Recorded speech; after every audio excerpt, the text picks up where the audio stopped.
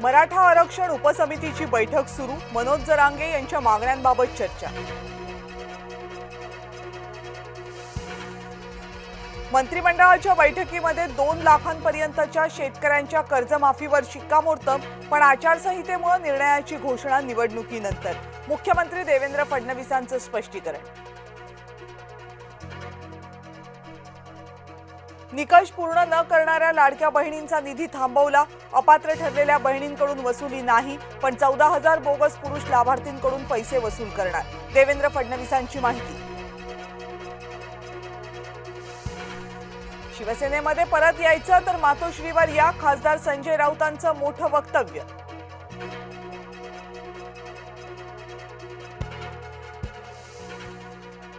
भाजपाला हरवण्यासाठी शिवसेनेचं एकत्रीकरण गरजेचं, दोन्ही शिवसेनेने एकत्र यावं, अंबादास दानवे यांची जाहीर भूमिका।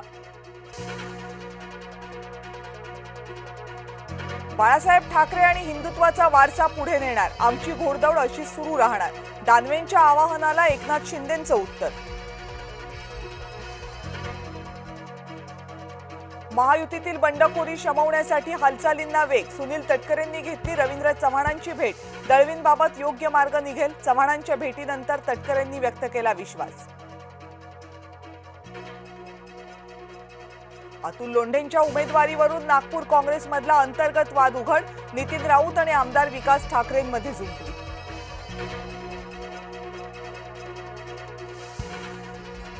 भाजपाकडून शिवसेनेचं मुंडकं छाटण्याचं काम सुरू, आमदार अब्दुल सत्तार यांचा गंभीर आरोप, तर शिंदे फडणवीसांनी सत्तारांना भेटीला बोलावलं। कांदा उत्पादक शेतकऱ्यांच्या मागणीसाठी महाविकास आघाडीचा विराट क्रांती मोर्चा, आंदोलनात मविया नेत्यांसह शेतकरीही मैदानात, रोहित पवारांसह आंदोलक पोलिसांच्या ताब्यात।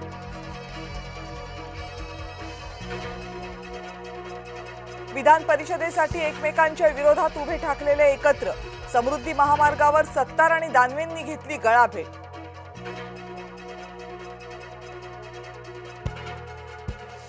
महायुती आणि महाविकास आघाडीतील बंडोबा होणार थंडोबा, महायुतीसमोर 9 बंडोबांचं आव्हान, तर महाविकास आघाडीसमोर 4 ते 5 बंडोबांचं आव्हान। पक्ष मला वाऱ्यावर सोडणार नाही, योग्य ती दखल घेतली जाईल, पार्थ पवारांच्या भेटीनंतर सुनील टिंगरेंचं विधान, नाराजी दूर झाल्याचं स्पष्टीकरण।